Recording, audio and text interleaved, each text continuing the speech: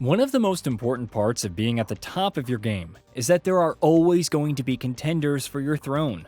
Bethesda now finds itself in that very position, which is a challenge all on its own.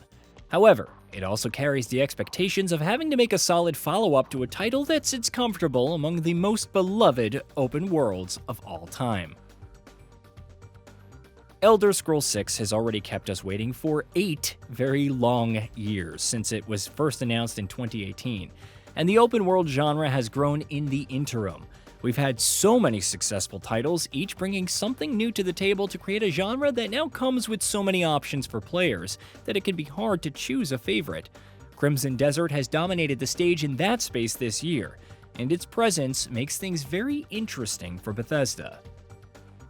The studio is now challenged with balancing the nostalgia that its players have come to expect, while crafting an experience that feels modern. It needs to create an open world that's as compelling as Pywell whilst retaining everything that was good about Skyrim in the process. That's a tight rope that we wouldn't want to be walking, and there are a few reasons for that. So let's dive in. A new brand of open world. Let's begin with Crimson Desert's strengths and how those features speak to Bethesda's need to pay attention to what has gone well in Pywell. Aside from the obvious draw of 3 playable protagonists, there's the question of how they managed to get around a map that's quite astoundingly large. You've got a pair of magical wings with a crow motif, a shield that doubles up as a sort of propeller that lets you glide along huge gaps, or a rocket pack that makes the game's verticality a welcome presence. That each of these unique methods of traversal is tied to a specific character with specific ways to use them to navigate environmental obstacles makes for an interesting trichotomy between Cliff, Damiane, and Unka. It's rare that an open world has you ignoring the fast travel system since you're incentivized to travel on foot and discover more of the map. But that's exactly what Crimson Desert has done. Speaking of the map and getting around in it, physics-based interactions make that so much more interesting. You could use your Axiom Claw, for instance, to latch onto a tree, pull it down, and then use it as a catapult to launch you into the air, from where you get to use even more fancy maneuvers to cover large distances in a jiffy. That's just one example of how you get to use the world around you to your advantage. Of course, with intense boss fights, combat that feels like you're watching a well-choreographed movie, moments that have you staring slack-jawed at your screen, and an extensive world-building effort to make Pywell feel alive, all count in Crimson Desert's favor. It's a playground that feels alive and welcoming to your presence instead of a map full of quests for you to take on. The quests are there, yes, but they're framed by an exploratory loop that often supersedes them. Of course, Bethesda has done quite a few of these things in Elder Scrolls V, and we've even put that one in conversation with Crimson Desert a while ago.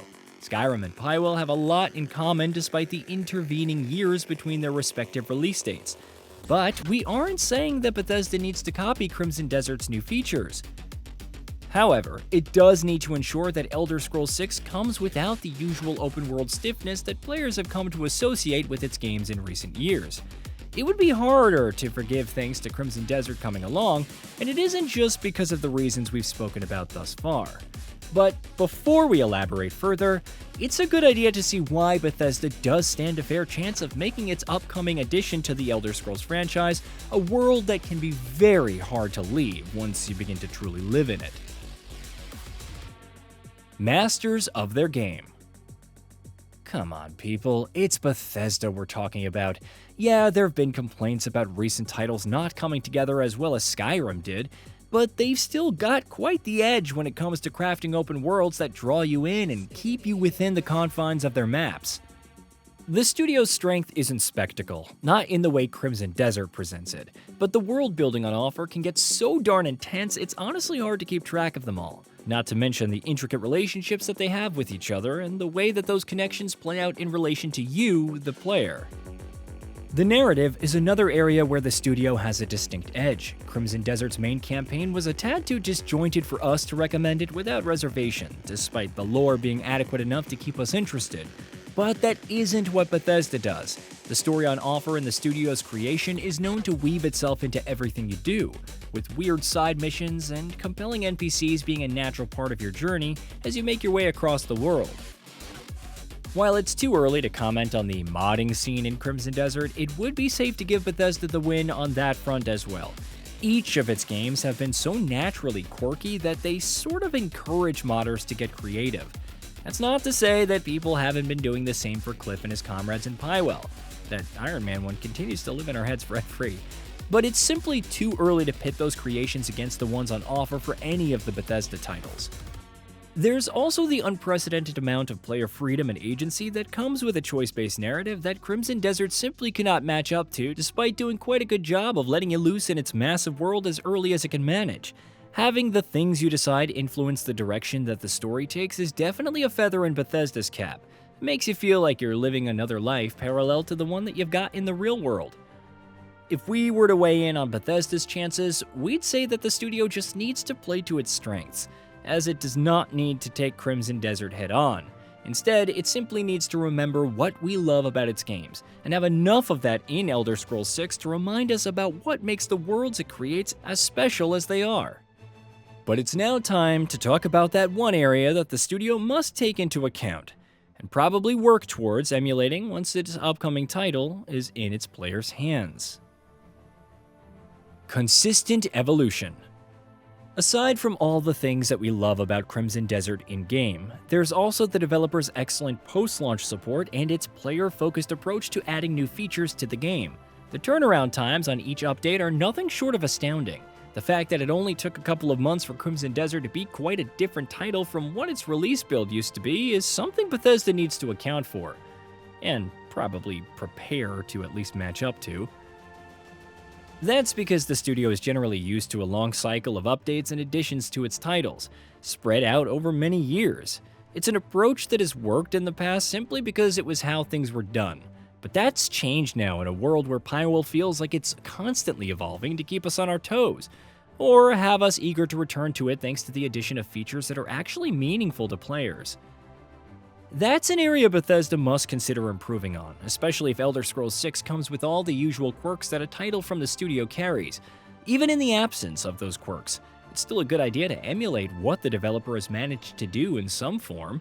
The game might not need to be as rapid with its patches and updates, but the studio must be cognizant of how player expectations have shifted in the last couple of months on that front, courtesy of how Crimson Desert has approached things.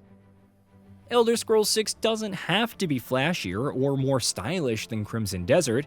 If anything, it needs to be confident in its own identity and tailor the experience to the story it's trying to tell, and the kind of life it wants you to have in the world that it gives you.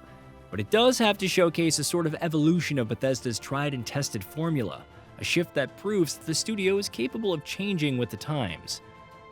Crimson Desert isn't the only title that Bethesda must anticipate comparisons to when it finally drops Elder Scrolls 6.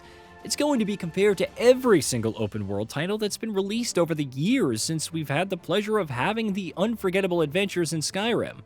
The upcoming title is a comeback of sorts, and it's one that the studio must try and get right from the get-go, while ensuring that its players feel like it's right there listening to their ideas and feedback from day one. However, we must say that if any single studio is capable of coming back to the open world genre with a bang, we'd certainly think it's Bethesda. It's up to the veteran studio now to ensure that that's the case. Hey, did you know that we at Gaming Bolt upload new videos every day? Stick around, drop a like, subscribe, and hit that bell. And let us know what kind of content you'd like to see in the future with a comment below.